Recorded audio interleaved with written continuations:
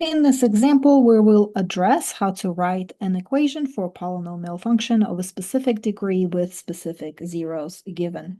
So we'll start with part A, write an equation for a polynomial of degree 4 with the following zeros: 0, then 3, multiplicity 2 at the 3, and -9. So to start with, I want to show you the general form of a polynomial function. So that's A, and then x minus r1, x minus r2, dot, dot, dot, and some x minus rn. Now, a is the leading coefficient, which we do not have given in this problem, so we're going to assume that it is 1. The r's are the roots or the zeros of that function. So how do we use it? Well, we use it by just filling in the r values that are given to us.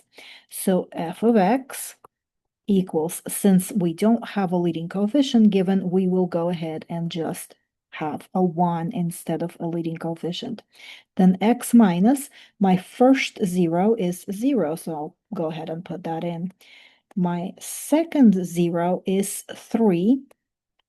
Now, multiplicity on this 0 is 2, so that means it appears twice in this function, so x minus 3 again. And then I have another 0 at -9, x minus, and then -9.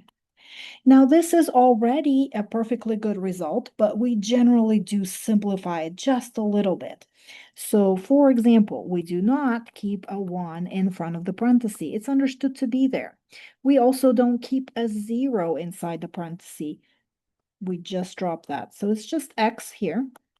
Then x minus 3, since it is happening twice, the more common notation is just to square that parenthesis. That is the same thing as saying this 0 happens twice.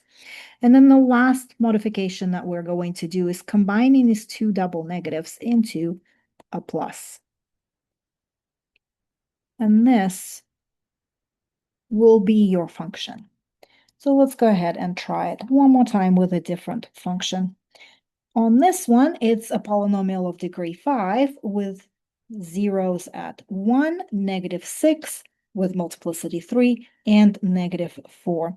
So we'll call this one g of x equals, we have 1 for the leading coefficient, then x minus 1, then x minus a -6, and that one will happen 3 times, x minus a -6, x minus a -6. And then the last one would be x minus a -4. Now, quite a bit of combining needed here. So this would be, we'll go ahead and omit the 1, that's x minus 1. Then I have combining the two negatives, that will be x plus 6.